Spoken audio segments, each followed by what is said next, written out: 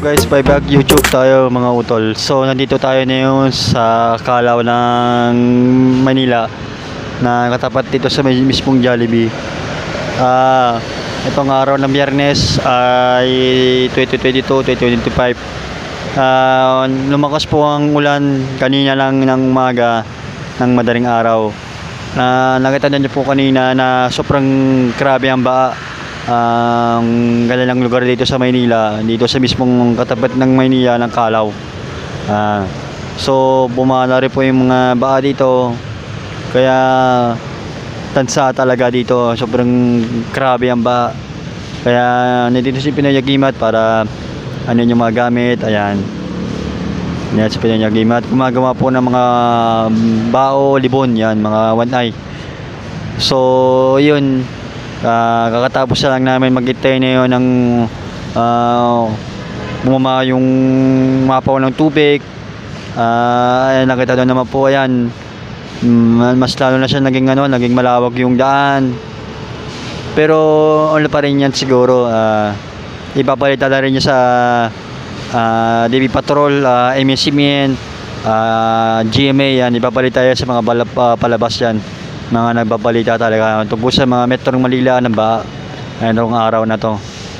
Kaya dito kami para magtinda ng gamit. Ayan, nilalatag na namin yung mga gamit. Ayan, sa Pinayagimat. Ayan, so yung mga gamit na yun, kung gusto nyo bumili, pwede kayo dito pumunta sa Kalaw para lahat ng gamit mandar talaga, at magkaroon tayo ng visa yung kanyang gamit natin para sa disgrasya, kapamakan, yan meron tayo. Kaya dito na lang po, bye bye. So ayan mga utol, nandito kami ngayon sa Kalaw, kung saan yung mga gamit na yung gumagawa ng mga bao, mga maliliit na bao, mga libon. Ayan, ginagawa rin po yung mga libon ni Pinayagimat.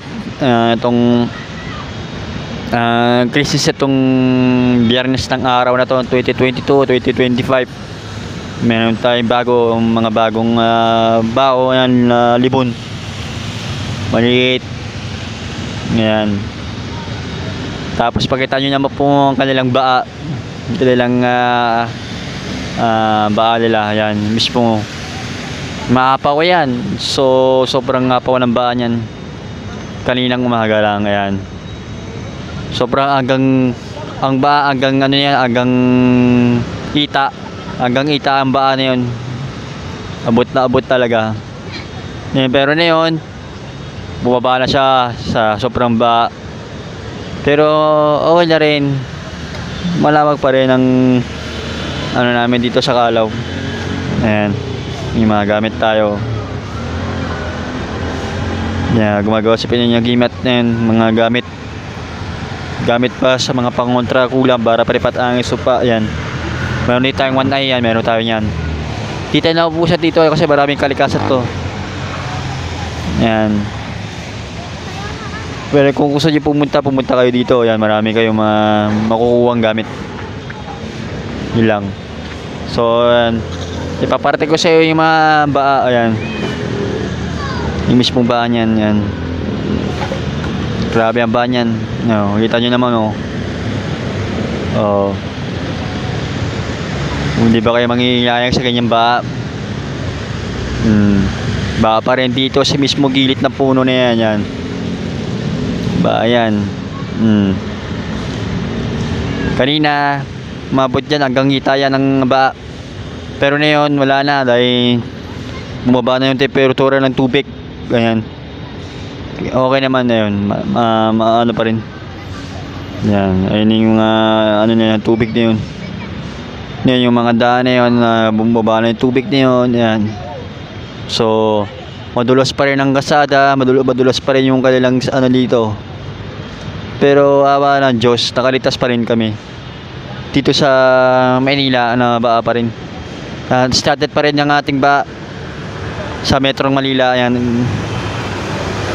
kahit sa ibang mga Luzon na Manila, yan, started pa rin tayo. Kahit sa mga probinsya meron din baa rin pala.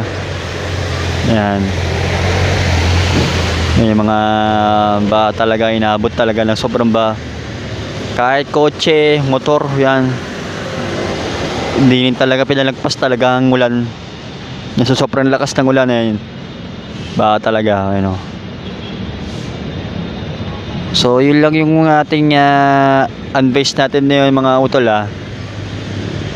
So, yun, yung mga gamit na yun, dito kami sa Kala, walang yan. Pati rin sa Tulo. Parin yan. Kaling-kanina lang yan, baa yan. Hanggang tuhod niya yung baa namin. Yan. Pero awa ng Diyos, okay naman kami. Kaya matraffic din ang daan, matraffic din ang dadaanan ng kasada. Dahil hindi rin makita ang tubig. Dahil sobrang grabe ang baa. Yan. Yan, ito yung baa. Saan din galing, saan pa yung galing yung baa niyan. Ayan. Bayan, mga kotse na yan. So, kung gusto nyo mag-comment kayo sa aking YouTube channel, Facebook account, para lagi kayo updated kayo sa ating mga video patuloy sa pagbaa dito sa ating buong Kamaynalaan mundo. Ayan.